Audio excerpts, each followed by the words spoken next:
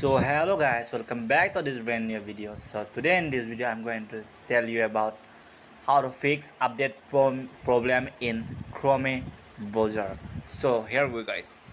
At first you have to go in your settings, and after going in settings you have to search for your app management. After going in the management you have to click it here once, and here you have to click it app list. So here you have to search for ch Chrome. So here, so guys, I hope you can see this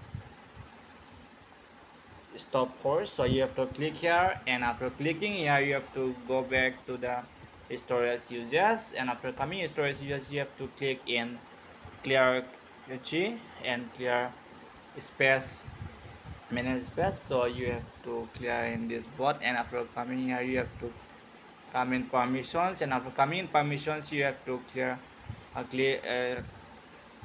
click here in yellow, not in the Denny. So guys, in the microphones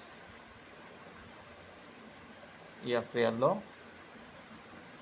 So this how you have to do for your or Chrome update problem solved. So guys, this is the video.